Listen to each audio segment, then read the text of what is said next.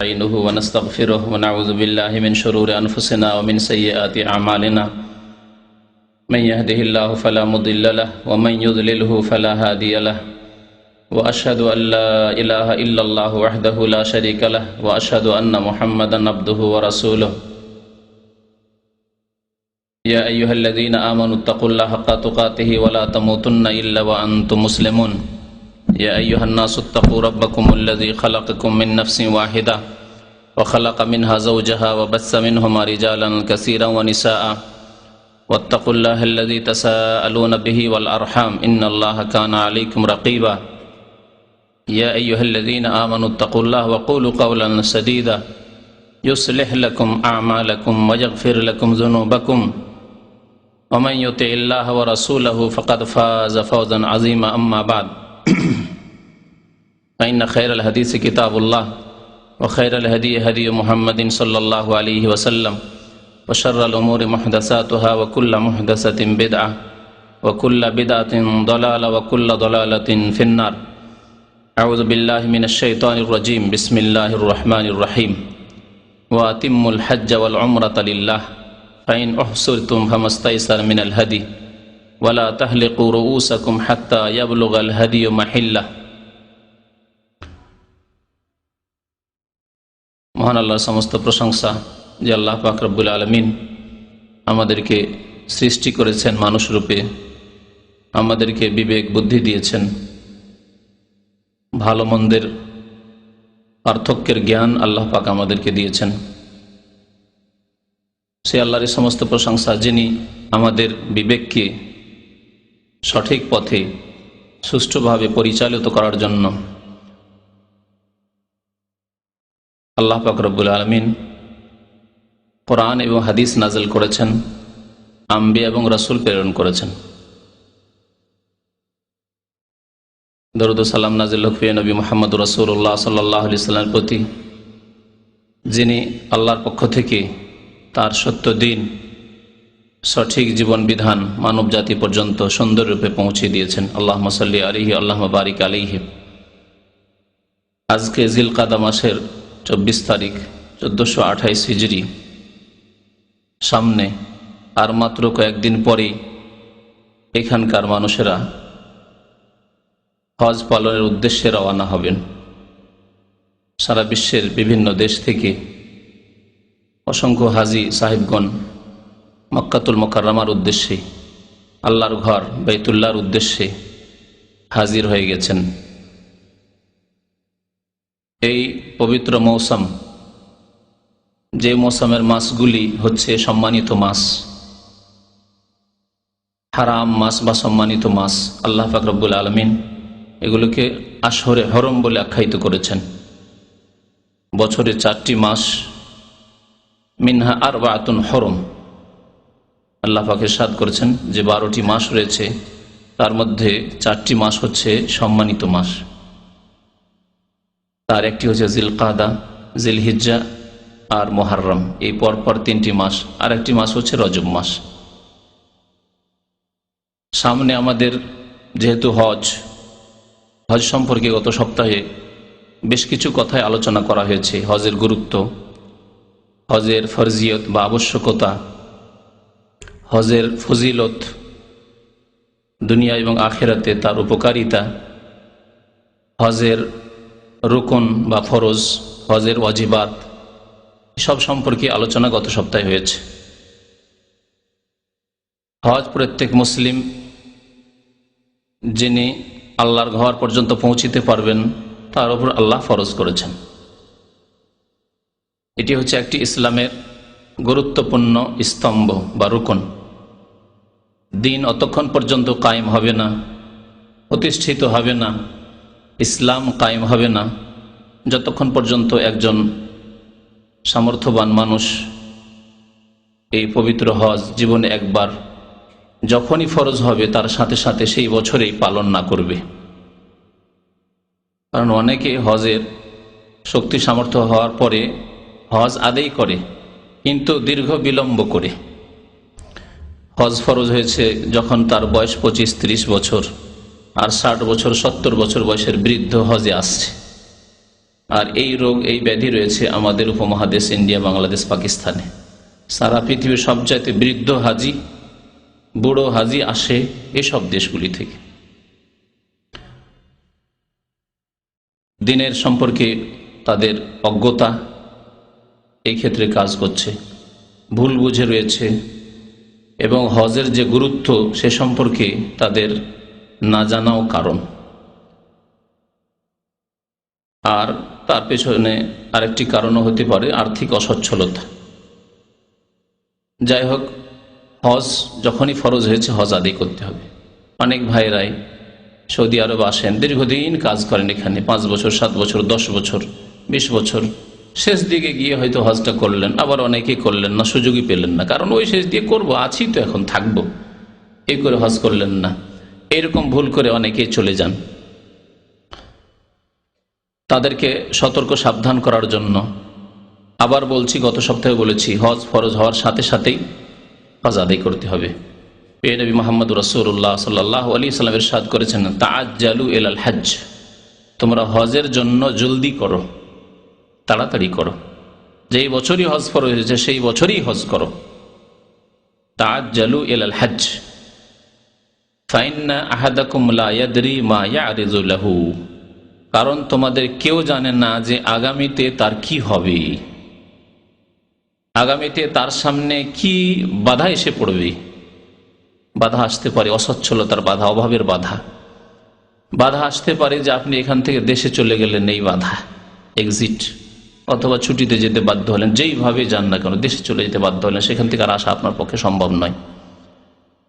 বাধা আসতে পারে মওতের বাধা, সবচেয়ে বড় বাধা, যখন আমলই বন্ধ হয়ে যাবে, আপনার আর কোনো সুযোগই থাকবেন না। হঠাৎ মরণ চলে আসলো, মওত, হাই, মনে করেছিলাম যে আগামী বছরে হজ করব, আর সুযোগ আসলো না। ফাইন্না আহাদাকুম লা ইয়াদরি মা ইয়ারিযু লাহু, কারণ কেউ জানে না যে তোমার কি হবে আগামীতে। সুতরাং হজ সম্পর্কে তাড়াতাড়ি করতে হবে। আজকে হজের একটি দিক আলোচনা করব, তা হচ্ছে হজের নিয়ম এবং হজের কার্যাবলী, সংক্ষেপে আলোচনা করব। আর এই বিষয়টি অত্যন্ত জরুরি, কারণ এটি হচ্ছে মাসলা মাসাইল হজ সম্পর্কিত। হজ আদায় করলে এই কথাগুলি অবশ্যই জানতে হবে যে আপনি হজ কোনখান থেকে শুরু করবেন আর কোনখানে গিয়ে শেষ করবেন। আর মনে রাখবেন যে যে কোনো ইবাদত, আর তার একটি গুরুত্বপূর্ণ ইবাদত হচ্ছে হজ। ইবাদত কবুল হবে দুইটি শর্তের সাথে। একমাত্র আল্লাহর জন্য সেই হজ বা সেই নামাজ, সেই রোজা, সেই যাকাত একমাত্র আল্লাহর জন্য আদায় করতে হবে। দ্বিতীয় শর্ত হচ্ছে যে একমাত্র প্রিয় নবী মুহাম্মদ রাসূলুল্লাহ সাল্লাল্লাহু আলাইহি ওয়াসাল্লামের তরিকা অনুযায়ী আদায় করতে হবে। একমাত্র রাসূলুল্লাহ সাল্লাল্লাহু আলাইহি ওয়াসাল্লামের সুন্নত আদর্শ মোতাবেক আপনাকে আদায় করতে হবে। হজ করবেন খেয়াল খুশি নয়, দেখা দেখি নয়, বরং হজ করতে হবে রাসূলুল্লাহ সাল্লাল্লাহু আলাইহি ওয়াসাল্লামের হজের মতো হজ। তাই বারবার করে নবী করিম সাল্লাল্লাহু আলাইহি ওয়াসাল্লাম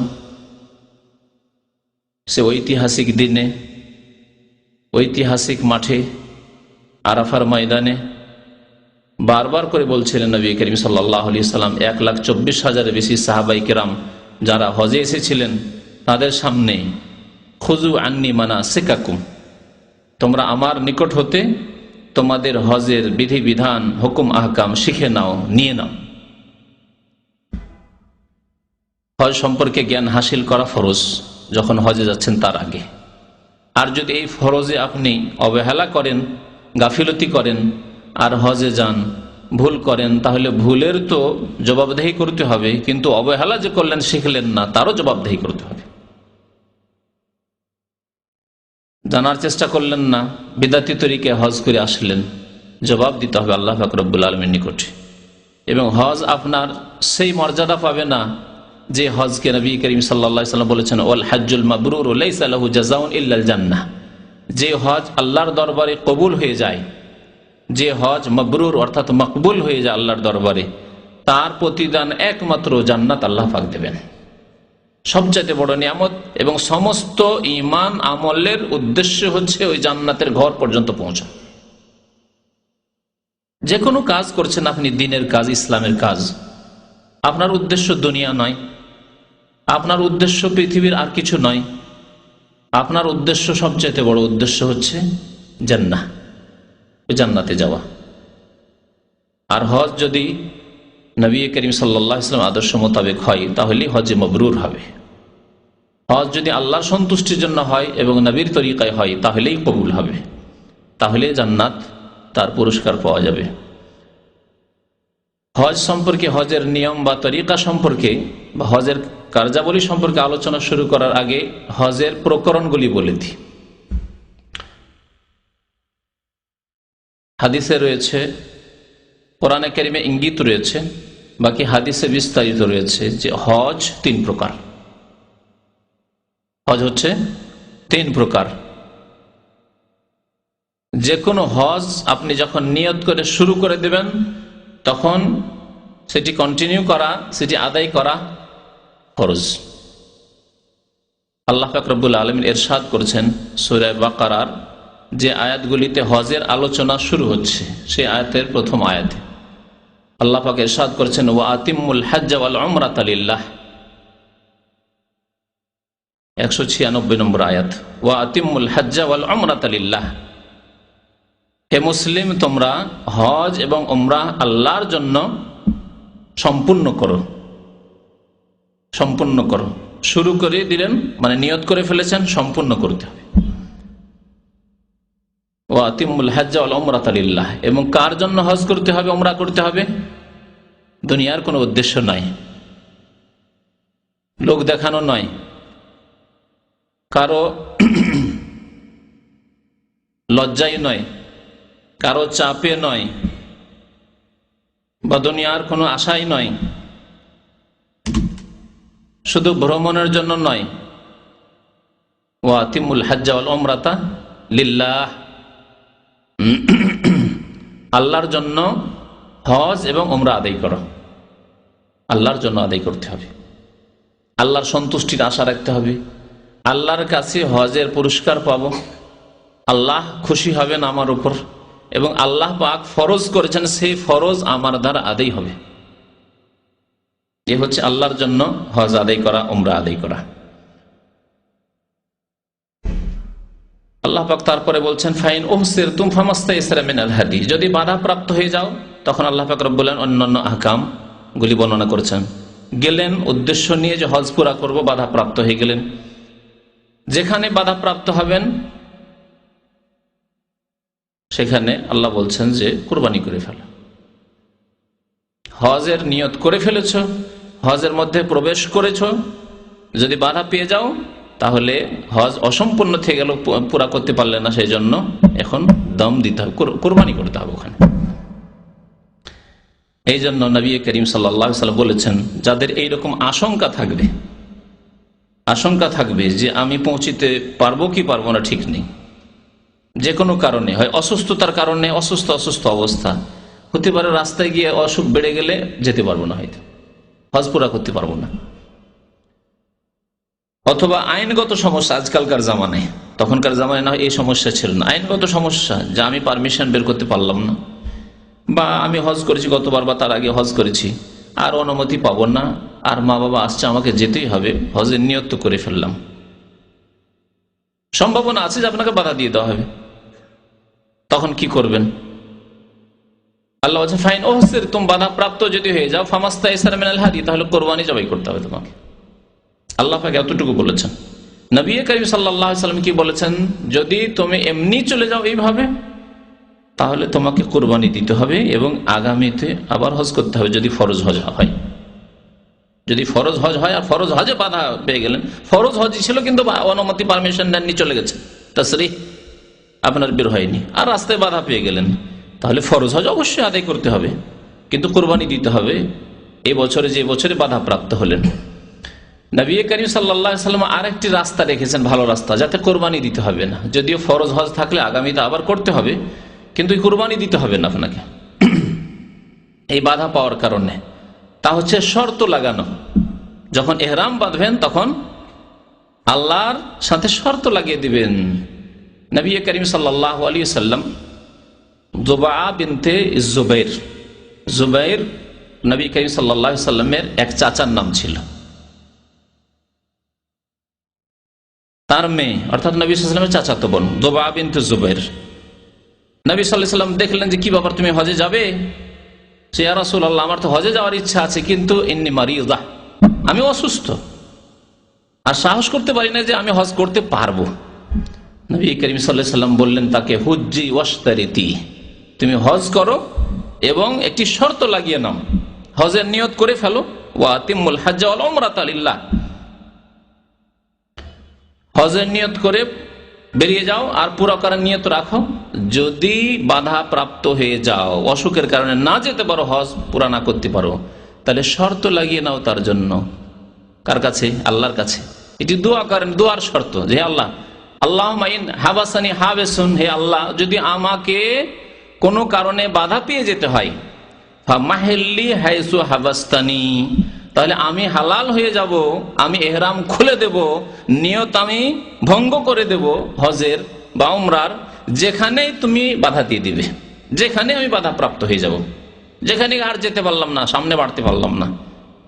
এ শর্ত যদি লাগিয়ে নেন তাহলে আর দম দিতে হবে না, আর কোরবানি করতে হবে না। এর জন্য আগামীতে ফরজ হজ বাকি আছে, আবার করবেন। যদি ফরজ হজ না থাকে তো অসুবিধা নেই, কোনো এর জন্য কাফারা নেই। যাই হোক, আসল আলোচনার দিকে আসি আবার ফিরে, তা হচ্ছে হজের প্রকরণ। হজ কত প্রকার? হজ হচ্ছে 3 প্রকার। নবী করিম সাল্লাল্লাহু আলাইহি সাল্লামের হাদিসে রয়েছে, সাহাবাই কেরামরা কেউ হজে তামাত্তুর নিয়ত করেছিলেন, কেউ কিরানের নিয়ত করেছিলেন, কে ইফরাদের। যদিও প্রথমে সবাই ইফরাদের নিয়ত করেছিলেন, প্রথমে যখন হজে বেরিয়েছিলেন সবাই ইফরাদের নিয়ত করেছিলেন। কারণ জাহিলি জামানায়, ইসলাম আসার পূর্বে আরবের লোকেরা হজ করত, কিন্তু হজের মৌসুমে উমরা করাকে তারা পাপের কাজ মনে করত। কানু ইয়ারাউনাল উমরাতা ফি আশহুরিল হজ্জ মিন আফজারিল ফুজুর, হাদিসে রয়েছে। হজের মৌসুমে, হজের মাসগুলিতে উমরা করাকে তারা চরম পাপের কাজ, গুনার কাজ মনে করত। আর বিশেষ করে হজে তামাত্তু, একটা হচ্ছে হজের মৌসুমে উমরা করার কথা, তা কেরানেও হইতে পারে। আর তামাত্তুতে অতিরিক্ত যে মধ্যখানে আবার উমরা করে হালাল হওয়া, হালাল হয়ে থাকা, আর যা কিছু ইহরাম অবস্থায় নিষিদ্ধ সব মধ্যখানে হালাল হয়ে যাওয়া। মক্কাতে বসে আছেন, সব হালাল হয়ে আছে আপনার, অথচ হজের সফরে এসেছেন। এই কাজগুলিকে তারা চরম পাপের কাজ মনে করত। কি তাদের যুক্তি? এক যুক্তি হচ্ছে যে একটু কষ্ট করতে হবে, হজ এসছি শুধু হজ, আবার উমরা কি? এক। 2 নম্বর কথা ছিল যে হজে এসেছি আর এখানে এসে ভোগ বিলাস করব, আতর সুগন্ধি লাগাবো, আর ভালো ভালো কাপড় চোপড় সেলাই করা কাপড় পরবো, আর স্ত্রী সম্ভোগ করব। এ তো চরম পাপের কাজ। হজে এসেছি, না, হালাল হয়ে যাবে না। তাই তারা সবাই ইফরাদ করত জাহিলি যুগে। হজ ফরজ হয়েছে 9ম হিজরিতে অথবা 10ম হিজরির শুরুতে। হজে নবী করিম সাল্লাল্লাহু আলাইহি ওয়াসাল্লাম সাহাবায়ে কেরামদেরকে নিয়ে বেরিয়েছেন, মদিনা যারা ছিলেন আর আরবের যে কোনো এলাকায় মুসলিম ছিল সবাই শুনতে পেয়েছেন, এলান করে দেওয়া হয়েছিল তার আগের বছরই। আবু বকর সিদ্দিক রাদিয়াল্লাহু তাআলা আনহু হজে গেলেন 9ম হিজরিতে এবং ঘোষণা করে এলেন যে আগামী বছর নবী করিম সাল্লাল্লাহু আলাইহি ওয়াসাল্লাম স্বয়ং হজ করবেন।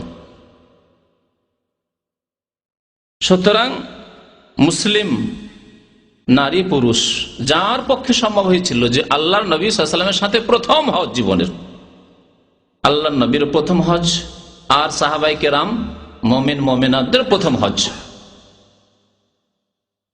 হাদিসে রয়েছে, সহিহ মুসলিম শরীফের হাদিসে, ফাজা বাশারুন কাসীর, অসংখ্য মানুষ চারিদিক থেকে বিভিন্ন এলাকা থেকে চলে আসছে। বিভিন্ন এলাকায় ইসলাম ছড়িয়ে পড়েছে, মুসলিম বিভিন্ন এলাকায় বসবাস করে, শুধু মক্কা আর মদিনায় নয়। আর চারিদিক থেকে দলে দলে সব হজে চলে আসছে নবী করিম সাল্লাল্লাহু আলাইহি ওয়াসাল্লামের সঙ্গী হওয়ার জন্য হজের। শুধু ইফরাদের নিয়তে এসেছিলেন, শুধু হজ করব। মক্কায় যখন প্রবেশ করে গেলেন তখন ওহী আসলো নবী করিম সাল্লাল্লাহু আলাইহি ওয়াসাল্লামের কাছে যে জাহিলি যুগে হজের মৌসুমে উমরা করাকে পাপ মনে করা হতো, গুনাহ মনে করা হতো, আর তামাত্তু করা মধ্যখানে হালাল হওয়াকে আরো চরম পাপ মনে করা হইতো। ওই সব কিছু নেই ইসলাম, সব ভুল কথা, ভ্রান্ত কথা। সব রকমের হজ করতে পারে।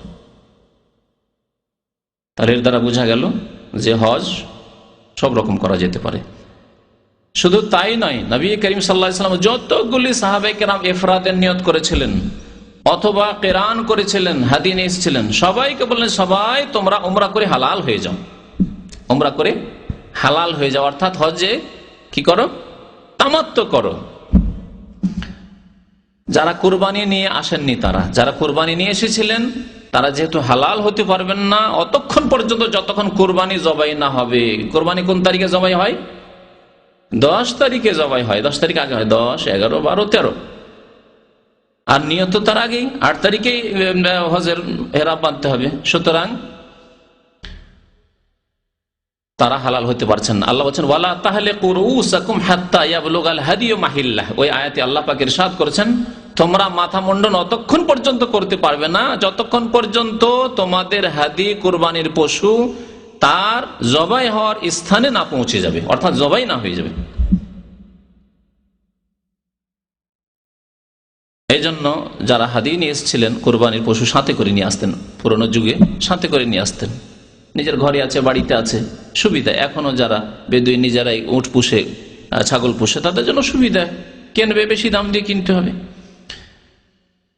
তারা হালাল হতে পারছেন না, তাদের জন্য কিরান। নবী করিম সাল্লাল্লাহু আলাইহি ওয়াসাল্লাম স্বয়ং নিজে যেহেতু উট নিয়ে এসেছিলেন কোরবানির উট সাথে করে নিয়ে, সেজন্য তিনিও হালাল হতে পারেননি, তাই তিনি কিরান করেছিলেন।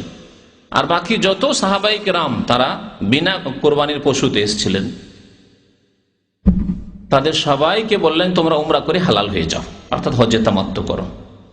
তাহলে হজের প্রথম প্রকার হচ্ছে হজে তামাত্তু, দ্বিতীয় হচ্ছে হজে কিরান, আর তৃতীয় হচ্ছে হজে ইফরাদ বা মুফরাদ। কোন কিছু মুফরাদ পাবেন, যেন বুঝে রাখা ভালো, কিরান আর মুফরাদ অথবা ইফরাদ। এই 3 প্রকারের হজের মধ্যে সবচাইতে উত্তম হজ হচ্ছে হজে তামাত্তু। কি জন্য উত্তম? এই জন্য যে নবী করিম সাল্লাল্লাহু আলাইহি ওয়াসাল্লাম সমস্ত সাহাবায়ে কেরামকে যারা কিরানের নিয়ত করেছিলেন অথবা ইফরাদের নিয়ত করেছিলেন, সবাইকে বললেন যে তোমরা নিয়ত পরিবর্তন করে নাও আর উমরা করে হালাল হয়ে যাও, অর্থাৎ হজ্জে তামাত্তু করো। সবাইকে আদেশ করলেন, যেই কাজের নবী সাল্লাল্লাহু আলাইহি ওয়াসাল্লাম আদেশ করেছেন সেই কাজ অবশ্যই উত্তম।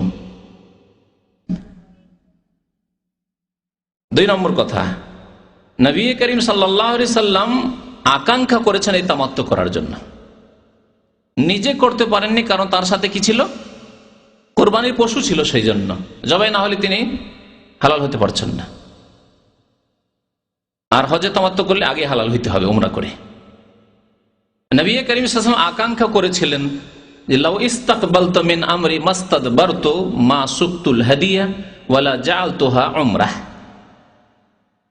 আমি যদি গায়েব জানতাম, ইস্তাকবালতু মিন আমরি মাস্তাদবারতু, পরে যা জানলাম যদি আগেই জানতাম, পরে যা জানলাম মানে এখন যা জানলাম ওহির মাধ্যমে যে হজের মৌসুমে উমরা করা যাবে, হজের মৌসুমে হজে তামাত্তু করা, উমরা করে হালাল হওয়া যাবে, যেটি জাহিলি যুগে গুনার কাজ মনে করা হইতো, এই জন্য তারা এই নিয়ত করে আসেননি। এইরকম কোন নতুন বিধানও জানাচ্ছে ইসলামের পক্ষ থেকে, সুতরাং ওটাকে বর্জন করে এসেছিলেন যে না, তামাত্তু হালাল হওয়া যাবে না। লাউ ইস্তাকবালতু মিন আমরি মাস্তাদবারতু, যা পরে জানলাম, এখন জানলাম ওহির মাধ্যমে, তা যদি আগেই জেনে নিতাম যখন মদিনা থেকে বেরিয়েছিলাম, তো মা সুকতুল হাদিয়া, হাদি সাথে করে, কুরবানির পশু সাথে করে নিয়ে আসতাম না। আর কুরবানির পশু সাথে না নিয়ে আসলে কি করতে পারতাম, ওয়ালা জাআলতুহা উমরা, উমরার নিয়তে পরিবর্তন করে নিতাম, উমরা করে তামাত্তুর নিয়ত করে নিতাম, তামাত্তুর নিয়ত হয়ে যেত। কিন্তু তা আমি পারছি না। নবী করিম সাল্লাল্লাহু আলাইহি ওয়াসাল্লামের আকাঙ্ক্ষা ছিল, সাহাবায়ে কেরামদেরকে আদেশ ছিল এই তামাত্তুর জন্য। হজে তামাত্তু কেমন করে করতে হবে, এই তামাত্তুর নিয়ম প্রথমে বলে দেব, তারপর শেষখানে কিরান এবং ইফরাদ বা মুফরাদের কথা বলব। হজে তামাত্তু করতে হলে উমরা আলাদা আর হজ আলাদা, প্রথম কথা জেনে নিতে হবে। উমরা আলাদা কেমন করে করে, যেমন করে উমরা করেছেন, হ্যাঁ, যেমন করে উমরা করেছেন যেসব ভাইয়েরা। আর যেসব ভাইয়েরা করেননি, বলুন যে আমরা তো করিনি, তাহলে উমরার কথা শুনিয়ে দিই। উমরাতে কয়টি কাজ করতে হয় প্রথম শোনা যাক। ওমরার কাজ কয়টি? ওমরার প্রথম কাজ হচ্ছে এহরাম বাঁধা, 2 নম্বর কাজ হচ্ছে বাইতুল্লাহর তওয়াফ করা, 3 নম্বর কাজ হচ্ছে সাফা মারওয়া সাই করা, 4 নম্বর কাজ হচ্ছে মাথা মুন্ডন করা বা মাথার চুল ছোট করা পুরো মাথা থেকে। 4টি কাজ, তার মধ্যে 3টি হচ্ছে রুকন, আর মাথা মুন্ডন করা হচ্ছে ওয়াজিব, না সুন্নাত না, ওয়াজিব।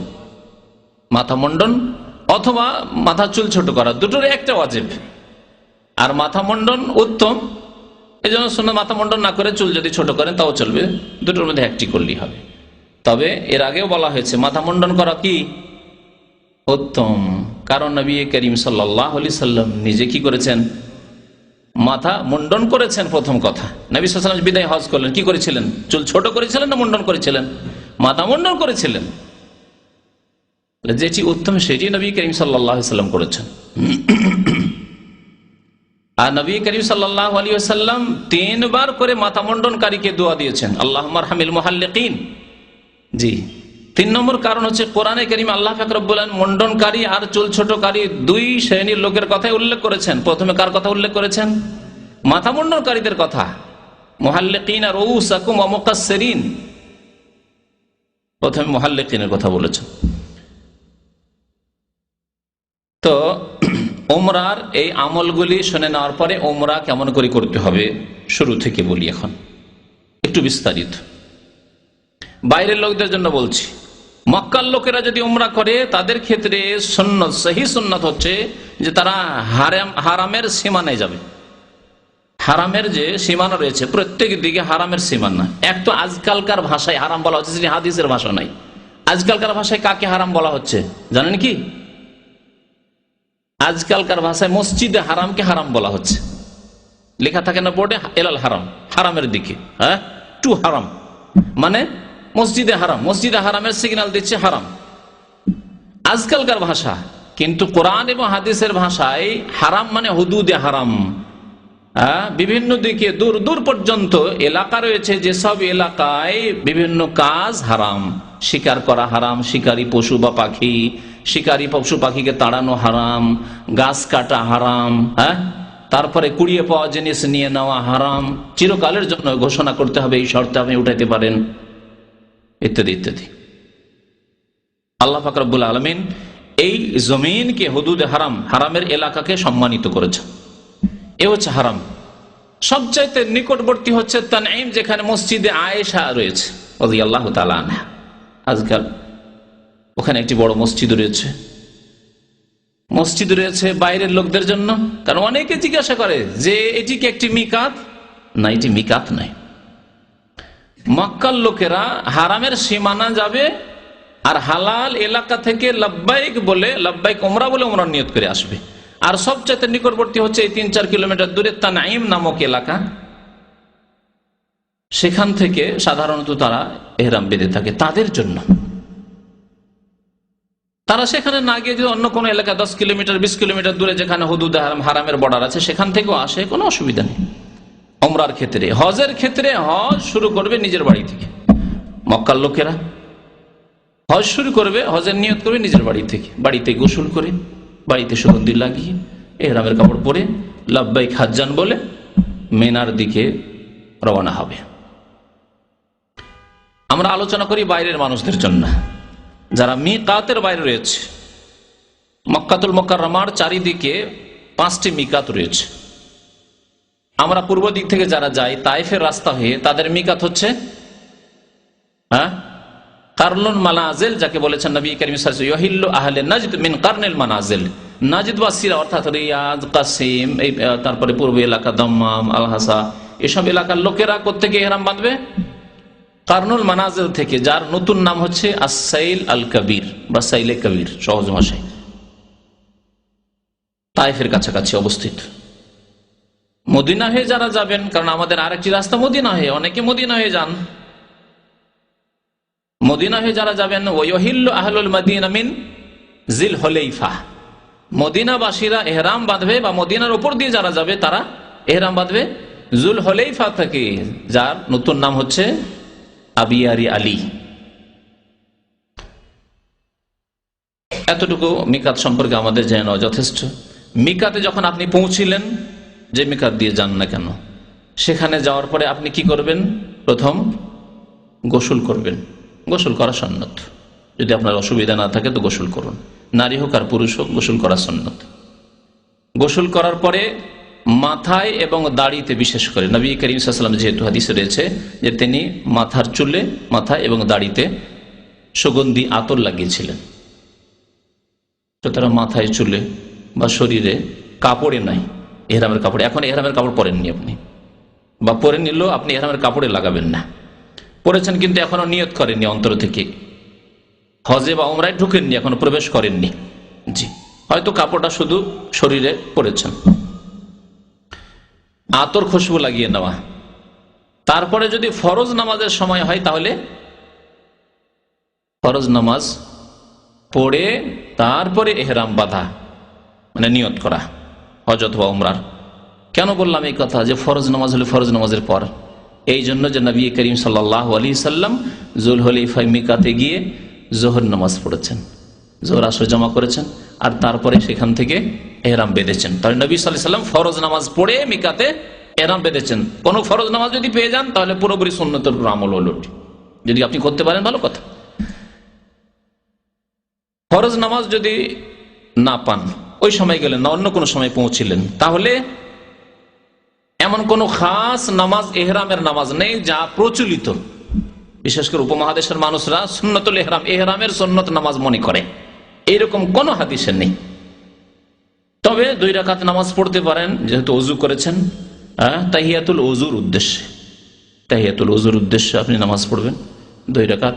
আর নামাজ পড়ার পরে এখন আপনি এহরামে প্রবেশ করবেন, বা হজ বা উমরায়, যে প্রথম উমরায় প্রবেশ করছেন আপনি।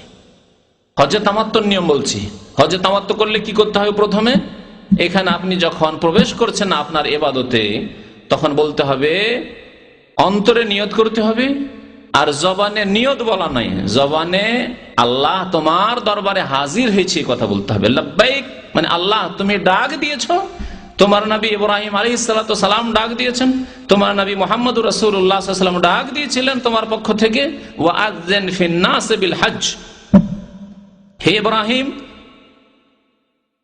মানুষ সকলের মাঝে ঘোষণা করে দাও হজের।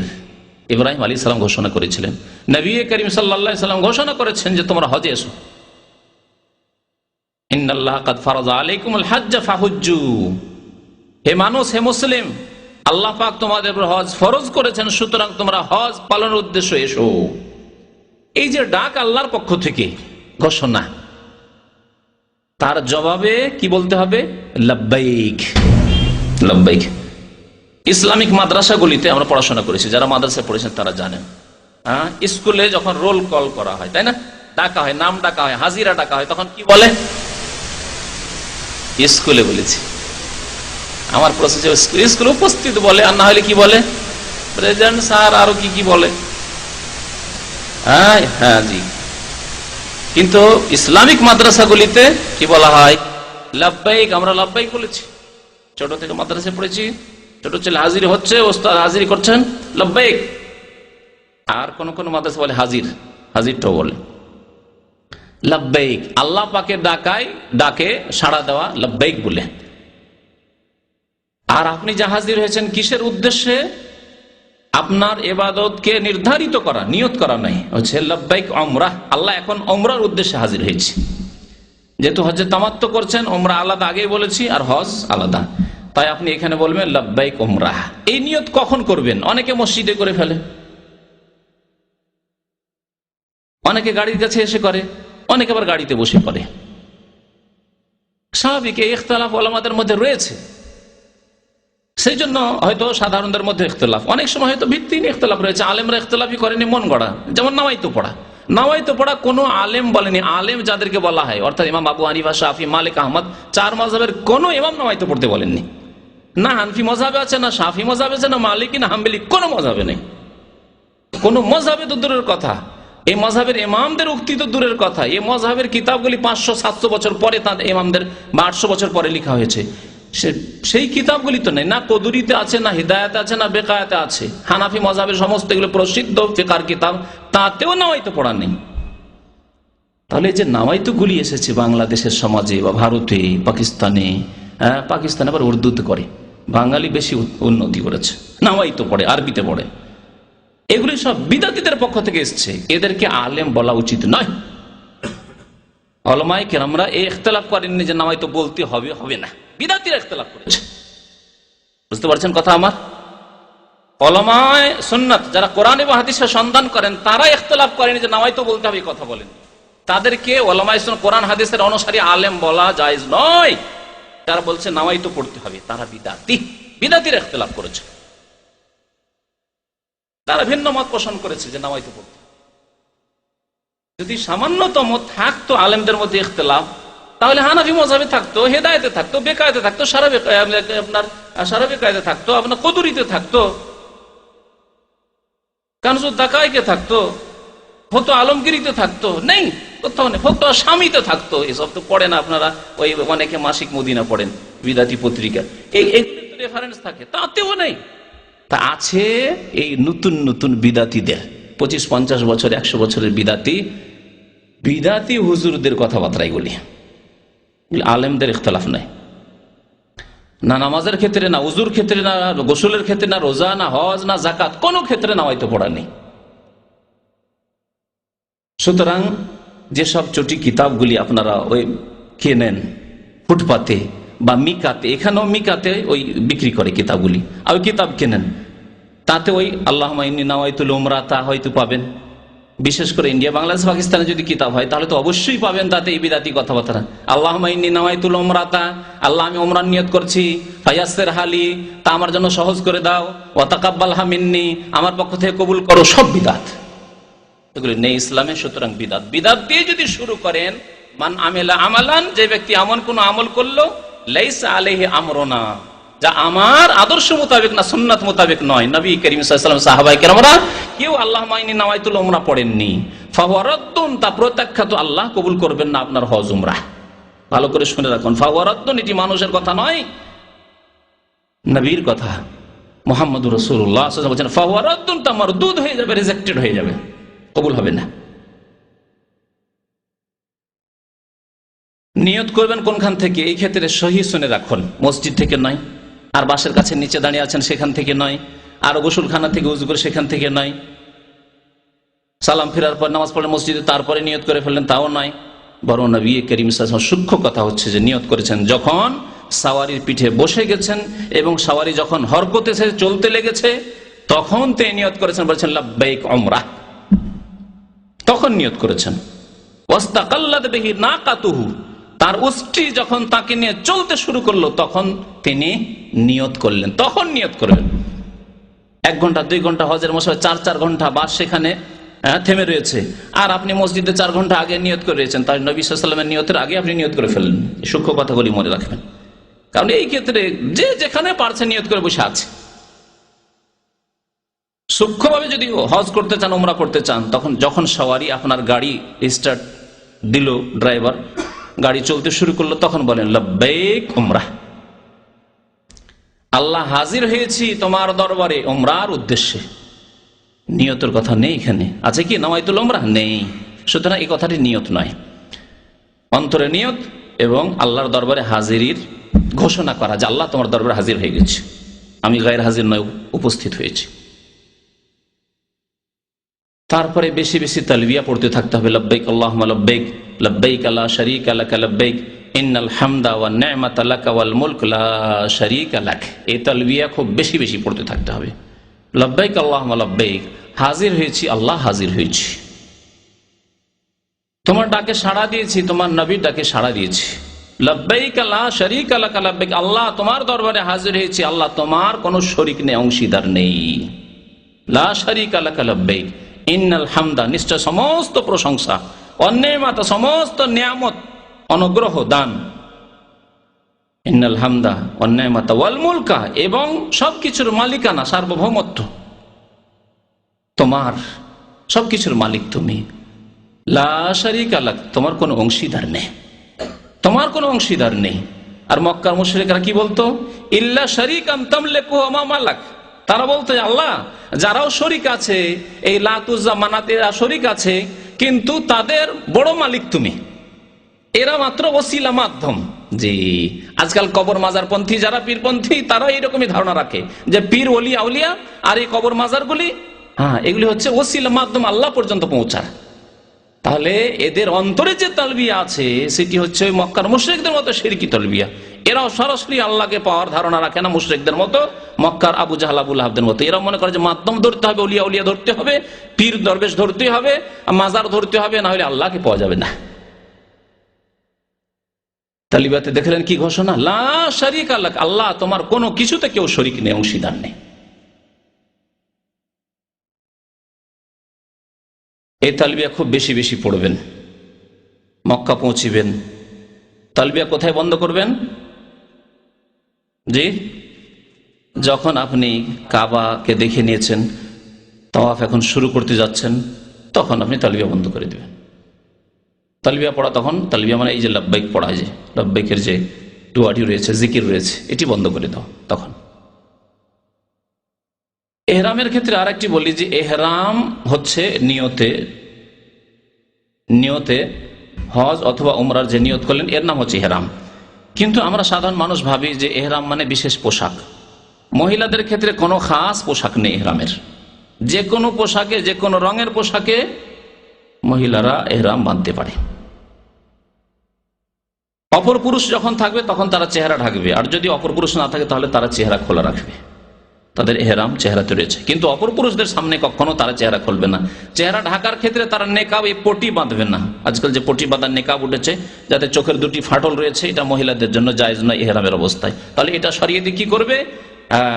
পাতলা হয়তো ওড়না রয়েছে বা চাদর রয়েছে বা এমন কোনো কাপড় রয়েছে যেটা ওপর থেকে ঝুলিয়ে নিয়ে চেহারা ঢাকবে। কারণ চেহারা খোলা হচ্ছে সবচেয়ে বড় ফিতনা। চেহারা খোলা হচ্ছে সবচেয়ে বড় ফিতনা, ইমানের ফিতনা, আমলের ফিতনা, মহিলাদের জন্য আর পুরুষের জন্য। সুতরাং কখনো জায়েজ নয় চেহারা খোলা। আসল আকর্ষণ চেহারাতে রয়েছে। চেহারা খোলায় যদি জায়েজ হয়ে যায় তাহলে সব রকমের গুনাহ হয়ে যেতে পারে। সুতরাং চেহারা কোনো অবস্থাতেই খোলা যাবে না। তবে যেমনটা বললাম যে যখন কোনো মানুষ নেই তখন খুলবে, আর বাকি ওপর থেকে পাতলা ওড়না দিয়ে ঢেকে নেবে। পুরুষরা সেলাইবিহীন কাপড় পরবে, যা জানাই রয়েছে। নবী করিম সাল্লাল্লাহু আলাইহি ওয়াসাল্লাম একটি এজার অর্থাৎ লুঙ্গি, নিচের দিকে কাপড় খোলা, আর আরেকটি হচ্ছে রেদা চাদর, এই দুইটি কাপড়। আর সাদা হচ্ছে উত্তম, মুস্তাহাব।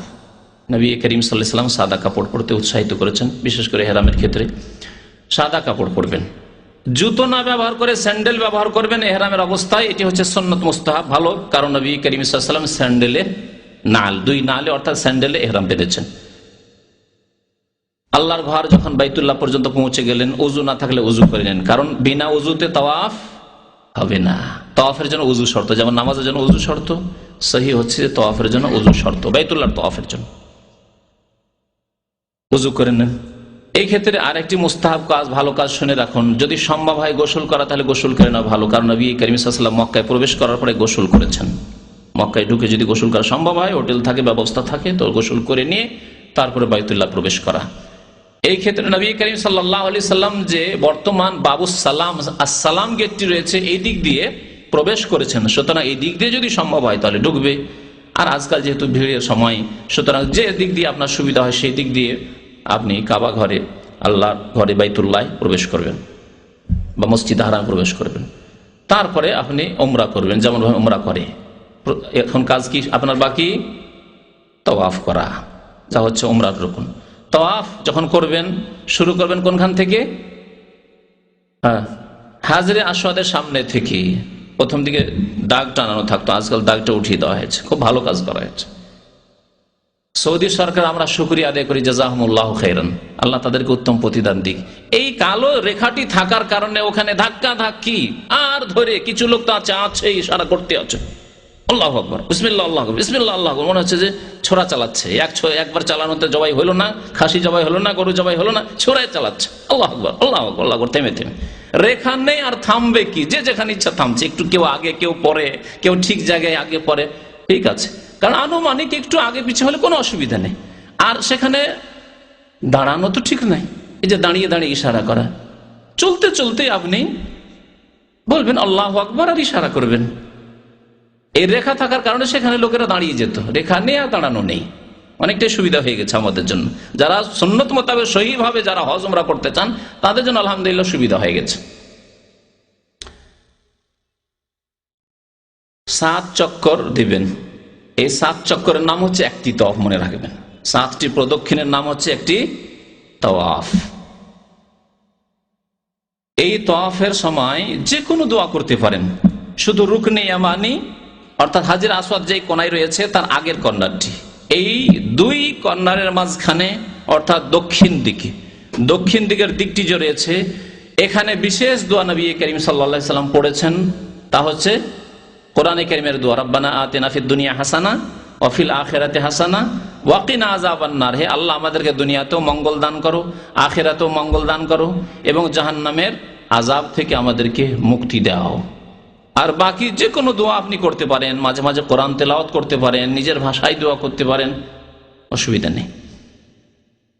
এই তওয়াফে প্রথম মক্কাতুল মুকাররমায় প্রবেশ করে যে তওয়াফ, উমরার তওয়াফ হলে সেটি ফরজ, আর যদি অন্য হজের হয় তো সেই ক্ষেত্রে হয়তো সুন্নত হজে আপনার কিরান অথবা আপনি ইফরাদ করেছেন সুন্নত। কিন্তু তওয়াফে কুদুম, প্রথম মক্কায় পদার্পণ করে যে তওয়াফ, এই তওয়াফে কুদুমে 2টি সুন্নত রয়েছে।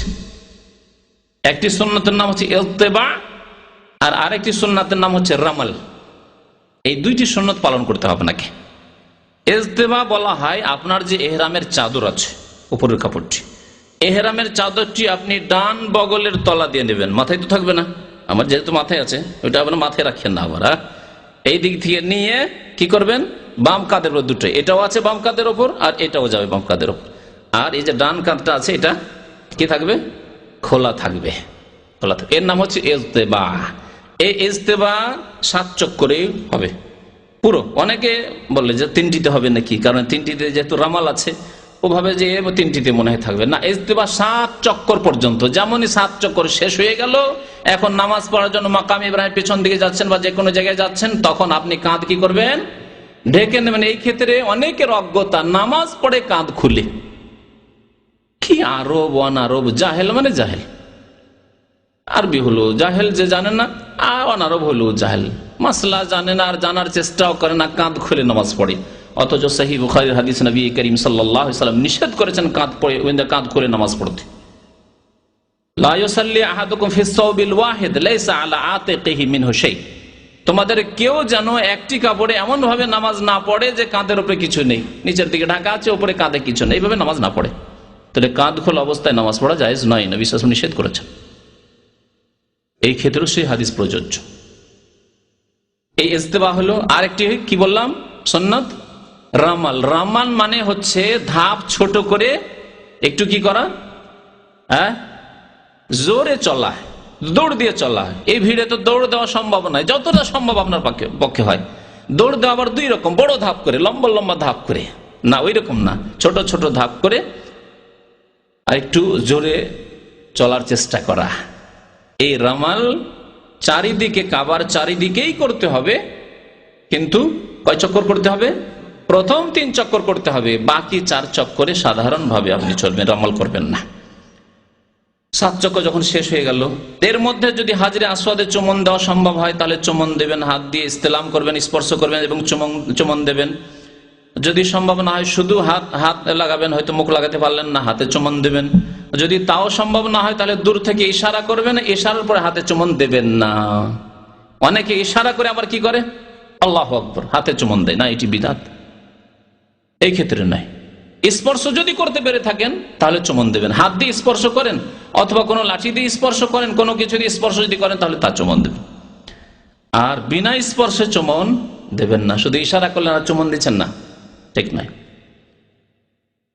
এখানে হাজরে আসওয়াদে চুমন দেওয়ার জন্য ভিড় করবেন না। হজের মৌসুমে, রমজানের মৌসুমে চুমন দিতে যাওয়া, একটি সুন্নত পালন করতে গিয়ে অনেক হারাম কাজ করতে হয়, ধাক্কা ধাক্কি, নিজে কষ্ট পাওয়া, অন্যকে কষ্ট দেওয়া, দুর্বলদেরকে কষ্ট দেওয়া, যা গুনহার কাজ। সুতরাং এইরকম কাজ জায়েজ নয়। হাজরে আসওয়াদ চুমন দেওয়ার ক্ষেত্রে মনে রাখবেন যে আমি কেন চুমন দিচ্ছি, হাজরে আসওয়াদ থেকে কিছু ফায়দা পাবো সেই জন্য। এটি পৌত্তলিকদের কাজ, হারাম। কি নিয়ত করবেন আপনি? যে আমি রাসূলুল্লাহ সাল্লাল্লাহু আলাইহি ওয়াসাল্লামের সুন্নাত পালন করছি, যা বলেছেন ওমর ইবনে খাত্তাব রাদিয়াল্লাহু তাআলা আনহু। কি বলছেন তিনি? বলছেন ওমর রাদিয়াল্লাহু তাআলা আনহু যে ইন্নী লাআলামু আন্নাকা হাজার, হে পাথর, হে হাজরে আসওয়াদ, শোনো, আমি ভালো করে জানি যে তুমি একটি পাথর, লা তানফা ওয়ালা তাদুর, তুমি আমার লাভেও আসতে পারো না আর ক্ষতিও সাধন করতে পারো না। লা তানফা ওয়ালা তাদুর। তাহলে কেন চুমন দিচ্ছি? প্রশ্ন। জবাব দিচ্ছেন সম্বোধন করে এই পাথরকে, ওয়ালাউলা আন্নী রাআইতু রাসূলুল্লাহ সাল্লাল্লাহু আলাইহি ওয়াসাল্লাম ইউকাব্বিলুকা মা কাব্বালতুকা। আমি যদি রাসূলুল্লাহ সাল্লাল্লাহু আলাইহি ওয়াসাল্লামকে চুমন দিতে না দিতাম তাহলে তোমার মতো পাথরকে কখনো চুমন দিতাম না। তাহলে আমাদের উদ্দেশ্য কি? রাসূলুল্লাহ সাল্লাল্লাহু আলাইহি ওয়াসাল্লামের অনুসরণ করা, ইক্তিদা করা, রাসূলুল্লাহ সাল্লাল্লাহু আলাইহি ওয়াসাল্লামের তরিকা মোতাবেক ইবাদত বন্দেগী করা, জীবন যাপন করা। রাসূলুল্লাহ না করলে আমরা করতাম না। রাসূলুল্লাহ সাল্লাল্লাহু আলাইহি ওয়াসাল্লামের আদেশ পালন করব, সেই জন্য গুনাহ খাতা মাফ হবে। এই জন্য নয় যে পাথরের মধ্যে এই ক্ষমতা আছে যে গুনাহ মাফ করে দিতে পারে বা গুনাহ মাফের ওসিলা মাধ্যম হতে পারে, হিন্দুদের দেবী দেবতার মতো আর মুসলিম কবর পূজারীদের মাজারের মতো না, সব কোনো ক্ষমতা নেই সব পাথরে। হাজরে আসওয়াদে যদি ক্ষমতা না থাকে তবে আবার মাজারে 18 সিতার শাহজালালে কি ক্ষমতা থাকতে পারে? হ্যাঁ, থাকতে পারে নাকি? থাকতে পারে? আস্তে করে বলছেন মনে হচ্ছে থাকতে পারে মনে হয়। হ্যাঁ, কিন্তু বাংলাদেশের পত্র পত্রিকা লিখলো কয়েক বছর আগে সিলেটে যখন ফ্লাইট অ্যাক্সিডেন্ট হলো, আর অ্যাক্সিডেন্ট হতে গিয়ে বেঁচে গেল, যখন সামান্য কিছু একটু বেঁচে গেল যখন সিলেট এয়ারপোর্টে, তখন বলে যেহেতু শাহজালালের দেশ, শাহজালাল শহর সিলেট, সেই জন্যই এই দুর্ঘটনা থেকে এই ফ্লাইট বেঁচে গেল। আউযু বিল্লাহ। বলুন লা ইলাহা ইল্লাল্লাহ। আল্লাহ ছাড়া কেউ উপাস্য নেই, আল্লাহ ছাড়া কেউ মাবুদ নেই, নাফা নুকসানের মালিক নাই, না শাহজালাল, না আব্দুল কাদের জিলানী, না চিশতি, না মুহাম্মদুর রাসূলুল্লাহ সাল্লাল্লাহু আলাইহি ওয়াসাল্লাম। পৃথিবীর কাউকে এই ক্ষমতা দেওয়া হয়নি কেউ কাউকে উদ্ধার করতে পারে। মুশরিকি আকীদা, মুশরিকি কথাবার্তা পত্র পত্রিকায় লেখা হইল। আমি শুনে বলছি না, পত্রিকায় দেখলাম, এক বাংলা পত্রিকায় সেই কালের, যে শাহজালালের দেশ, শাহজালালের শহর, যেহেতু আল্লাহর ওলি এখানে শুয়ে আছেন সিলেটে, সেই জন্য দুর্ঘটনা থেকে বেঁচে গেল। আল্লাহু আকবার বলছেন, আল্লাহু আকবার। আর আল্লাহ কোথায় মহান? শাহজালাল আকবার হয়ে গেল তো। আউযু বিল্লাহ। এই মুশরিকি আকীদা নিয়ে যারা মারা যাবে, এই মুশরিকি পত্র পত্রিকায় যারা লেখালেখি করবে, যারা এডিটর সম্পাদনা করবে, যারা সম্পাদক হয়ে আছে, তারা প্রত্যেকে এই শিরকি আকীদা নিয়ে মরবে। কারণ এর স্বীকৃতি অনুমোদন দিল যে না, ঠিকই আছে, প্রত্যেকে মুশরিক হয়ে মারা যাবে। মনে রাখুন, নামাজ, রোজা, হজ, যাকাত কিছুই কবুল হবে না, সব বরবাদ হয়ে যাবে। এটি আমার কথা। আল্লাহ পাক রব্বুল আলামিন ইরশাদ করেছেন, ওয়ালাউ আশরাকু লাহাবিতা আনহুম মা কানু ইয়ামালুন। আম্বিয়া কিরাম তারাও যদি শিরক করতেন, আল্লাহর সাথে অংশীদার বানাইতেন, লাহাবিতা আনহুম, তাদের সমস্ত আমল ধ্বংস হয়ে যেত। মা কানু ইয়ামালুন, যা আমল তারা করেছিল সমস্ত আমল ধ্বংস হয়ে যেত তাদের। তাহলে যারা এইসব কথাবার্তা লিখবে, কথাবার্তা প্রচার করবে, যারা এইসব কথাবার্তা পড়বে আর বিশ্বাস করবে, তাদের আমল ধ্বংস হবে না? অবশ্যই। 7 চক্কর যখন শেষ হয়ে গেল, তখন মাকাম ইব্রাহিমের দিকে যান। ওয়াত্তাখিযু মিন মাকাম ইব্রাহিম মুসাল্লা, আয়াত পড়তে পড়তে যান সেখানে। যাওয়ার পরে তার পিছনে নামাজ পড়েন। হজের মৌসুমে ভিড় থাকবে, রমজানে ভিড় থাকে, ভিড়ের সময় সেখানে ভিড় ভাড় করবেন না। আপনি এমন জায়গায় গিয়ে নামাজ পড়ে যেখানে খুশু খুজুর সাথে 2 রাকাত নামাজ, যে কোনো জায়গায় নামাজ পড়তে পারেন, হারামের, মসজিদে হারামের যে কোনো জায়গায় নামাজ পড়তে পারেন। 2 রাকাত নামাজ পড়বেন। প্রথম রাকাতে সূরা ফাতিহার পরে সূরাতুল কাফিরুন, দ্বিতীয় রাকাতে সূরা ইখলাস, 2 রাকাত নামাজ পড়বেন। তারপরে আপনি চলে যাবেন সাফাতে গিয়ে এখন সাফা মারার সাই শুরু করবেন। সাফাতে যখন উঠতে যাবেন প্রথমবারে, তখন বলবেন ইন্নাস সাফা ওয়াল মারওয়াতা মিন শাআইরিল্লাহ, এই আয়াতের অংশটুকু পাঠ করবেন। তারপরে সাফার উপরে উঠে কিবলামুখী হবেন। কাবা যদি নজরে আসে ভালো কথা, না হলে কাবামুখী হয়ে হাত উঠিয়ে দোয়া করবেন, নিজের জন্য দোয়া করবেন, আর এর সাথে সাথে কালেমা তাওহীদের দোয়া 3 বার করে পড়বেন, যা নবী করিম সাল্লাল্লাহু আলাইহি ওয়াসাল্লাম পড়েছেন। লা ইলাহা ইল্লাল্লাহু ওয়াহদাহু লা শারীকা লাহু লাহুল মুলকু ওয়া লাহুল হামদু ওয়া হুয়া আলা কুল্লি শাইইন কাদির। আবার নিজের জন্য দোয়া করবেন, নিজের বাবা মা, আত্মীয় স্বজন, দুনিয়ার যা চান, আখিরাত চান, আপনি দোয়া করবেন। আবার বলেন লা ইলাহা ইল্লাল্লাহু ওয়াহদাহু লা শারীকা লাহু লাহুল মুলকু ওয়া লাহুল হামদু ওয়া হুয়া আলা কুল্লি শাইইন কাদির। লা ইলাহা ইল্লাল্লাহু ওয়াহদাহু লা শারীকা লাহু লাহুল মুলকু ওয়া লাহুল হামদু ওয়া হুয়া আলা কুল্লি শাইইন কাদির। আর তার সাথে সাথে আরেকটি দোয়া নবী করিম সাল্লাল্লাহু আলাইহি ওয়াসাল্লাম পড়েছেন, তাও পড়বেন, লা ইলাহা ইল্লাল্লাহু ওয়াহদাহু আনজাযা ওয়া'দাহু ওয়া নাসারা আবদাহ ওয়া হাজামাল আহজাবা ওয়াহদাহু। এই দোয়া পড়বেন। আর বাকি যত দোয়া আপনার করার ইচ্ছা হয় আপনি দুনিয়া এবং আখিরাতের আপনার নিজের ভাষায় অথবা আরবি ভাষায় যে ভাষা বুঝছেন, যেটা ভালো করে বুঝছেন, সেই দোয়াই করেন আপনি আল্লাহর কাছে। এখানে অনেকে উঠে হাত উঠাইতে হবে এটাকে বুঝে, হাত উঠায় মানে দোয়ার জন্য বুঝে না, মনে করে হাতের ইশারা করতে হবে। কি করে? কাবার দিকে মুখ করে এই করে, এর বিদাত করে। এরকম কাজ করবেন না, হাত উঠিয়ে দোয়া করবেন। সাফা মারওয়ার সাই যেমন করে সাফা থেকে মারওয়া যাবেন একটি চক্কর। এখানে দুই সবুজ বাতি রয়েছে, মধ্যখানে কিছু দূর যাওয়ার পরে সবুজ বাতি, দুই সবুজ বাতির মাঝে কি করতে হবে? দৌড় দিতে হবে। পুরুষদের জন্য এই দৌড়, যত দূর দৌড়াতে পারেন আপনি দৌড়াবেন আর এক সবুজ বাতি পর্যন্ত। তারপরে আবার সাধারণভাবে হেঁটে আপনি মারওয়ায় পৌঁছবেন। মারওয়ায় যাওয়ার পর ওইভাবেই দোয়া করবেন যে দোয়াগুলি আপনি সাফার উপরে পড়লেন 3 বার করে, আর তারপরে অন্যান্য আপনি দোয়া করেন কিবলামুখী হয়ে। আবার সাফা আসেন, এইভাবে আপনার 7 চক্কর শেষ হবে। কোথায় গিয়ে? মারওয়ায় গিয়ে 7 চক্কর শেষ হয়ে যাবে। যাওয়াতে 1 চক্কর হলো, আসা 1 চক্কর, এইভাবে মারওয়াতে গিয়ে শেষ হয়ে যাবে।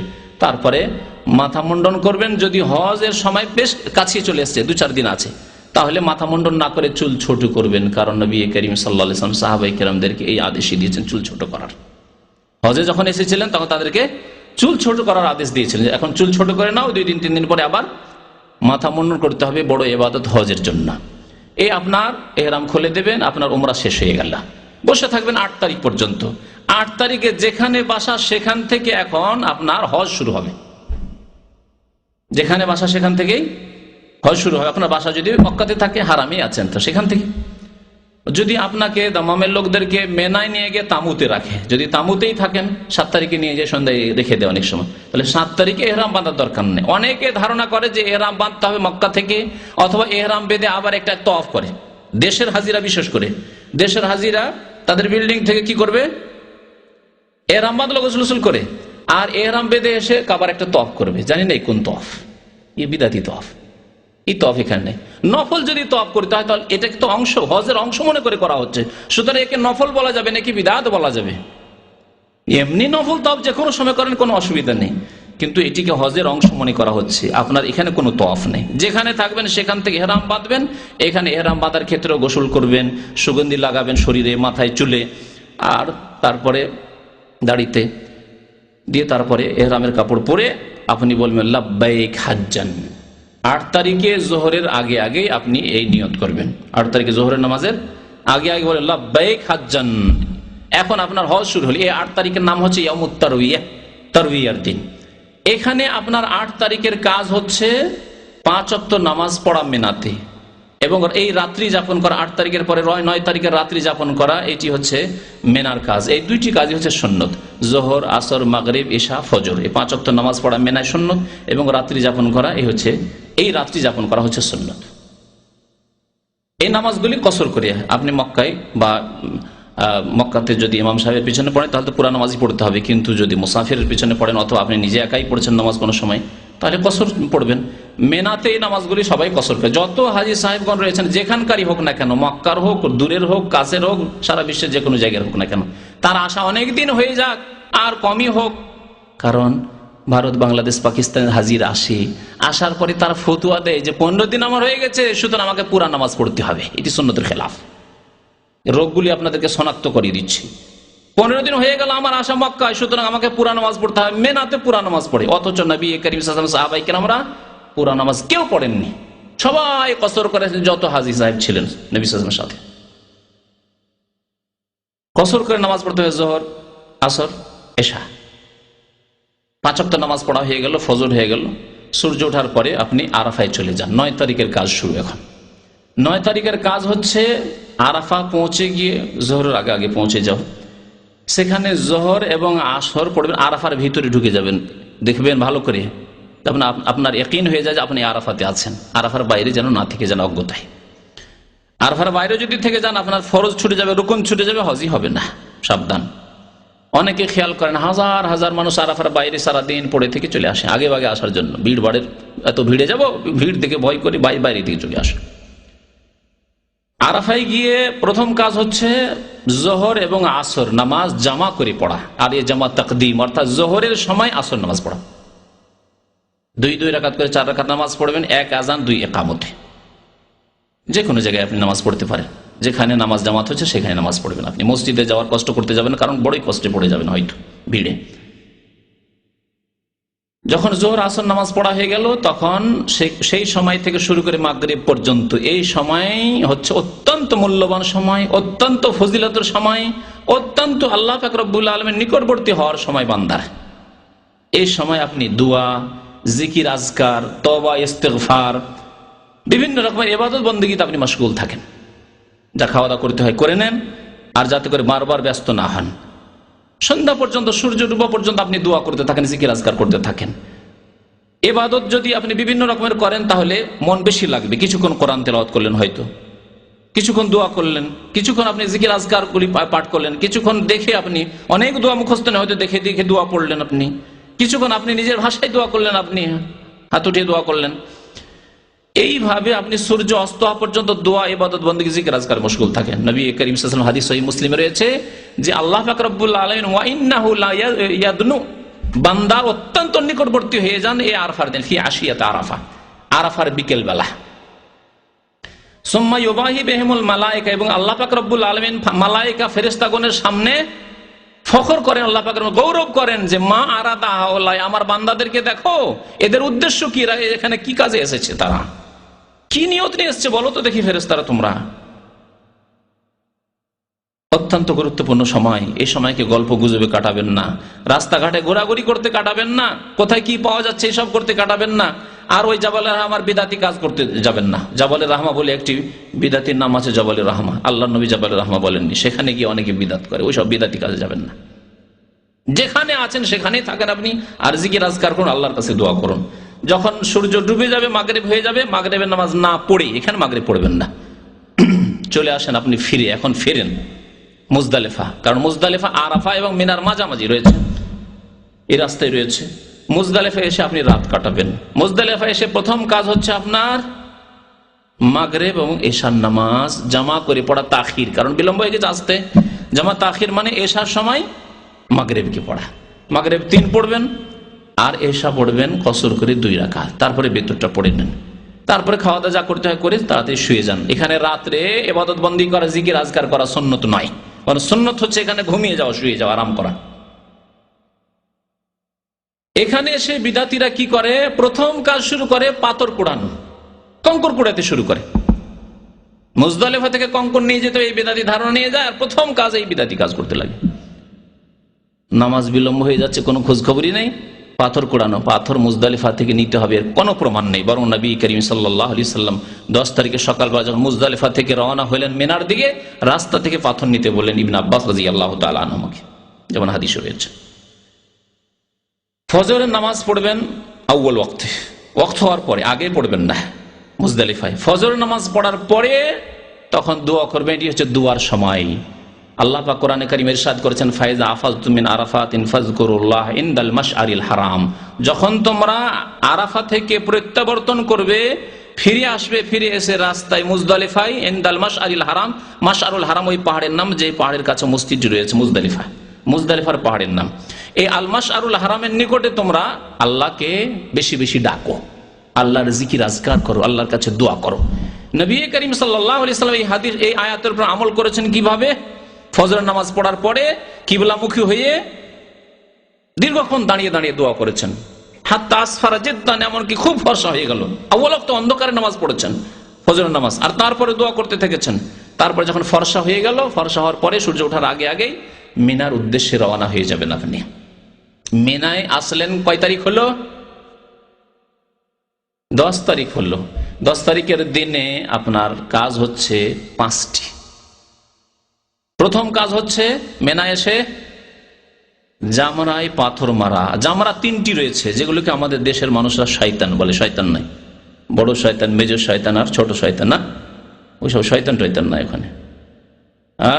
কিন্তু আপনি এই ইবাদত যদি সুন্নত মোতাবেক করেন তাহলে শয়তান পদদলিত হয়, শয়তান লাঞ্ছিত হয়, আজি শয়তান আঘাত হয়। কিন্তু আপনি শয়তানকে মারছেন এই কল্পনা নিয়ে যাবেন, বিদাতি কল্পনা, বিদাতি ধারণা। আপনি আল্লাহর জিকির করার জন্য আল্লাহকে স্মরণ করলে কামাতে জিকিরিল্লাহ, নবী করিম সাল্লাল্লাহু আলাইহি ওয়াসাল্লাম বলেছেন রামিউল জেমার, কঙ্কর মারা আর মিনা অবস্থান করা, অন্যান্য কাজ যে কাজগুলি রয়েছে এগুলি আল্লাহর জিকিরকে প্রতিষ্ঠা করার জন্য। এখানে এসে প্রথম কাজ হচ্ছে বড় যে জামরা, যে জামরার নাম হচ্ছে জামরায়ে কুবরা, বড় জামরা, অথবা জামরায়ে আকাবা। জামরায়ে আকাবা রয়েছে শেষে, মিনার শেষ দিকে, প্রথম উলা, তারপরে মধ্যটি উস্তা, তারপরে জামরায়ে আকাবা। ওই বড় জামরাকে আপনি 7টি পাথর মারবেন। এই পাথর মারার আগে পর্যন্ত তালবিয়া পড়তে থাকবেন। হজের যে তালবিয়া পড়েছেন আপনি, ওই যে নিয়ত করেছেন লব্বাইক হাজ্জান লব্বাইক আল্লাহুম্মা লব্বাইক লব্বাইক লা শারীকা লাকা লব্বাইক ইন্নাল হামদা ওয়ান নি'মাতা লাকা ওয়াল মুলক লা শারীকা লাক, এই যে তালবিয়া পড়তে আছেন খুব বেশি বেশি পড়বেন, এই হচ্ছে সুন্নাত। এখানে এসে বন্ধ করে, যখন প্রথম মারতে শুরু করলেন তখন তালবিয়া বন্ধ করে দিবেন। কি বলে মারবেন? বিসমিল্লাহ আল্লাহু আকবার প্রথম বললেন, তারপরে আল্লাহু আকবার। ইউকাব্বিরু মা কুল্লি হাসা, প্রত্যেক কঙ্কর নিক্ষেপের সময় নবী করিম সাল্লাল্লাহু আলাইহি সাল্লাম তাকবীর বলতেন, আল্লাহু আকবার আল্লাহু আকবার আল্লাহু আকবার, এইভাবে নিক্ষেপ করবেন। আর কঙ্কর ছোট হইতে হবে, আকবার মিনাল হিম্মাসি কালিলান, যে বুটের ছোলার দানা রয়েছে তার চাইতে সামান্য বড়, সামান্য বড় ছোট ছোট কঙ্কর নেবেন।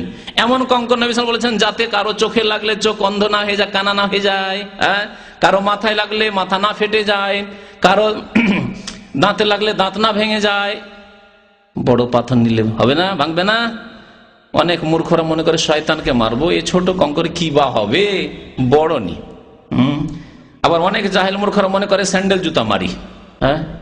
আর দেশের মতো বাঁশ টাস থাকলে তো মনে হয় লাঠি দিয়ে মারতো, এদেশে তার বাঁশ পাই না। তো এই একটি কাজ হলো কঙ্কর মারা বড় জামরাকে। 2 নম্বর কাজ হচ্ছে, 2 নম্বর কাজ কি? তরতিবের সাথে বলছি, আগে পরে হয়ে গেলে কোনো অসুবিধা নেই, কিন্তু তরতিবের সাথে পর্যায়ক্রমে যেভাবে নবী সাল্লাল্লাহু আলাইহি ওয়াসাল্লাম করতে বলেছেন ওইভাবে করা হচ্ছে উত্তম মুস্তাহাব। সাহাবায়ে কেরাম প্রথম বছর যেহেতু হজ ছিল, অনেকেই ভুল করেছেন, আগে পরে করেছিলেন। আর প্রত্যেকে এসে জিজ্ঞাসা করতেন, ইয়া রাসূলুল্লাহ আমি তো এরকম আগে পরে করে দিচ্ছি, আরেকজন বলছে আমি তো এরকম করে দিচ্ছি, আমি তো এরকম করে দিচ্ছি। প্রত্যেকে নবী সাল্লাল্লাহু আলাইহি ওয়াসাল্লাম একটি জবাব দিতেন, ইফআল ওয়ালা হারাজ, করো কোনো অসুবিধা নেই, যা হয়েছে হয়েছে, কোনো অসুবিধা নেই।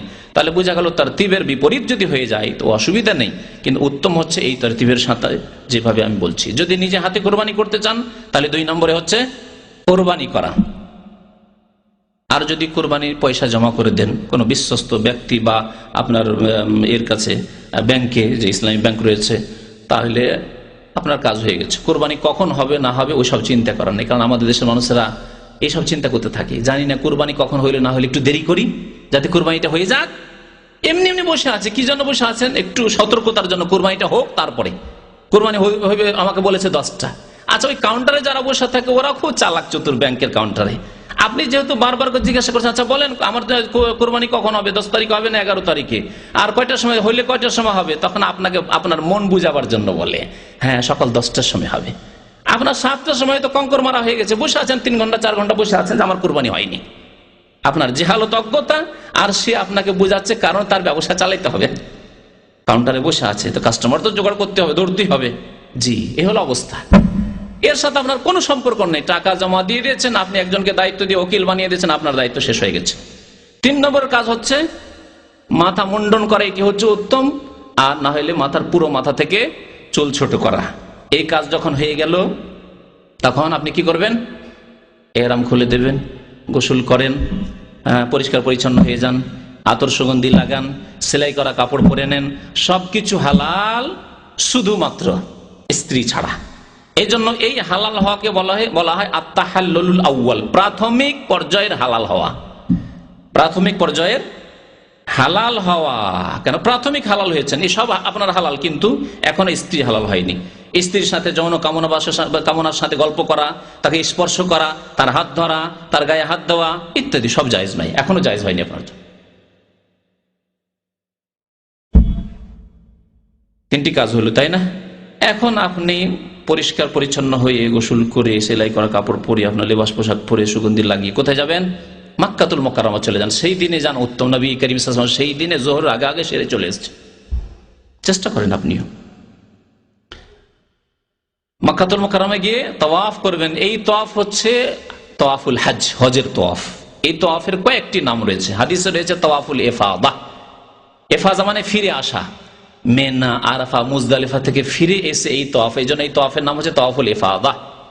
সুম্মা আফিদু মিন হাইসু আফাদান নাস, যেখান থেকে মানুষরা ফিরে আসে সেখান থেকে তোমরা ফিরে আসো, অর্থাৎ আরাফা থেকে ফিরে আসো, আল্লাহ করে বলেছে।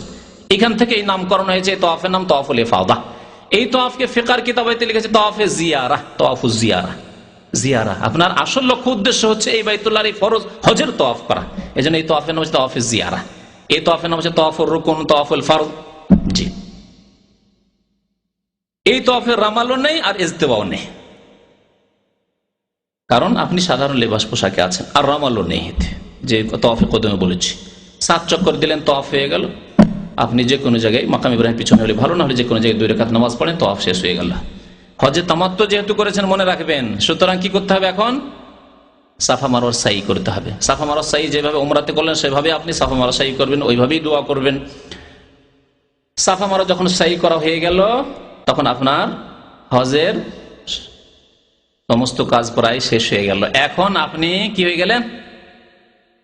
পূর্ণ মাত্রায় হালাল হয়ে গেলেন। তাহাল্লুলে সানি বলা হয়, পুরোপুরি আপনি হালাল হয়ে গেলেন।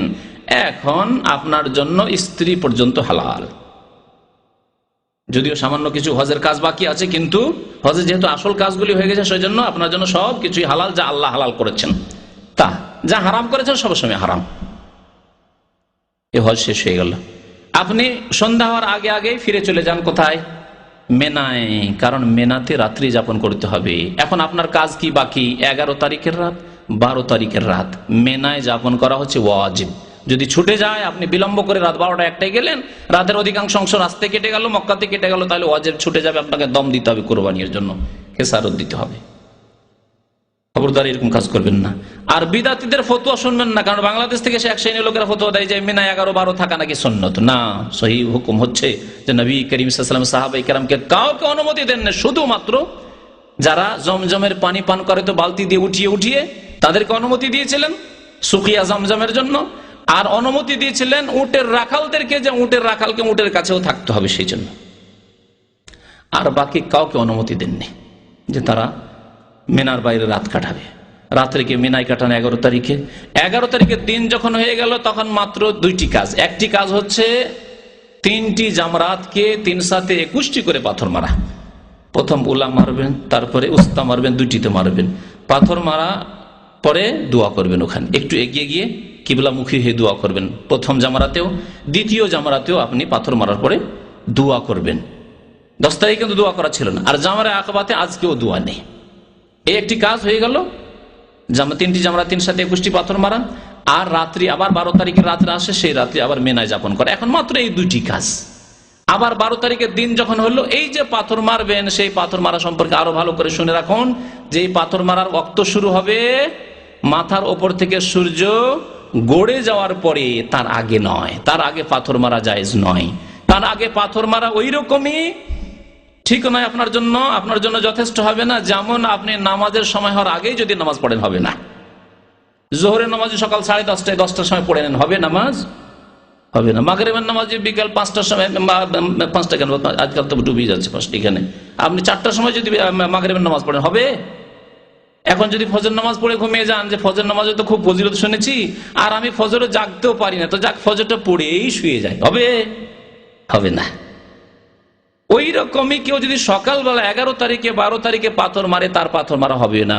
শুনে রাখুন, হাজার হাজার জাহেল মূর্খরা সকাল থেকে পাথর মারছে 11 তারিখ 12 তারিখে।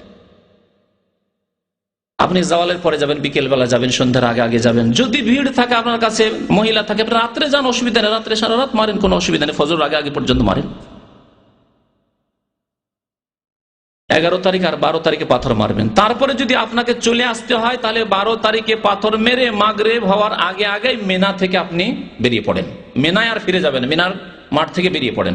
জামরা আকবায় পাথর মারার পরে একটু এগিয়ে আসলে মিনার মাঠ শেষ হয়ে যাচ্ছে, বেরিয়ে পড়েন আপনি সূর্য ডোবার আগে, যদি তাড়াতাড়ি আসতে চান। আর যদি থাকতে চান যে না 13 তারিখও থাকবো, তাহলে এই 13 তারিখের রাত্রি যাপন করা ওয়াজিব আপনার জন্য। আর তারপরের দিন আবার 3টিকে 3 সাথে 21টি পাথর মারাও আপনার জন্য ওয়াজিব। আর এটি হচ্ছে উত্তম, 13 তারিখ পর্যন্ত থাকাই হচ্ছে উত্তম। আল্লাহ পাক কোরআনে কারিমে সূরা বাকারায় ইরশাদ করেছেন, ফামান তাআজ্জালা ফি ইয়াওমাইনি ফালা ইসমা আলাইহি। কেউ যদি 2 দিন ফি ইয়াউমাইনি 2 দিনে তাড়াতাড়ি করে যে আমি তাড়াতাড়ি 12 তারিখে করে হজ করে চলে যাব, ফালা ইসমালে, তারও কোনো গুনাহ নেই। ওমান তাআখার, আর কেউ যদি বিলম্ব করে, ফালা ইসমালে, তারও কোনো গুনাহ নেই। লেমানি তাকা, তবে এই হুকুম কার জন্য? মুত্তাকি, আল্লাহ ভীরুর জন্য। আর নবী করিম সাল্লাল্লাহু আলাইহি সাল্লাম উত্তম হজ করেছেন। তিনি 13 তারিখ পর্যন্ত থেকেছেন, 13 তারিখের রাত্রেও যাপন করেছেন এবং 13 তারিখের দিনে 321টি পাথর মেরেছেন। এইভাবে টোটাল মোট কতটি পাথর মারা হবে? 12 তারিখ পর্যন্ত হলে 49, কিন্তু 13 তারিখ পর্যন্ত যদি পাথর মারেন 70টি পাথর। আর প্রত্যেক দিনের কঙ্কর মেনা থেকে নেবেন। ওই মুজদালিফা থেকে আপনি উঠিয়ে নিয়ে এসেছেন 1 বোঝা কঙ্কর, এরকম কাজ করবেন না। 4 দিনের সমান কঙ্কর আগে থেকে নিয়ে এসেছি, বিদাতি কাজ করবেন না, খবরদার। যেদিন যতটা পাথর মারতে হবে সেই দিন ততটা নেবেন আর নিয়ে আসবেন, পাথর মারবেন। এইভাবে আপনার হজ পুরা হয়ে গেল। এখন যেদিন আপনি মক্কা থেকে বিদায় হয়ে চলে আসছেন, তখন আর একটি কাজ বাকি আছে, তা হচ্ছে তাওয়াফুল ওয়াদা বা তাওয়াফুল ওয়াদা, বিদায় কি তাওয়াফ, বিদায় তাওয়াফ। এই বিদায় তাওয়াফের হুকুম হচ্ছে ওয়াজিব। কেউ যদি ছেড়ে দিয়ে চলে আসে তাকে দম দিতে হবে, কোরবানি দিতে হবে। নবী করিম সাল্লাল্লাহু আলাইহি ওয়াসাল্লাম বলেছেন, লা ইয়ানফিরান্না আহাদুকুম হাত্তা ইয়াকুন আখির আহাদিহিম বিল বাইত, তোমাদের কেউ যাতে করে হজ করে ফিরে না আসে যতক্ষণ পর্যন্ত শেষ সাক্ষাৎ বাইতুল্লাহর সাথে না করবে, অর্থাৎ শেষ তাওয়াফ বাইতুল্লাহ না করবে।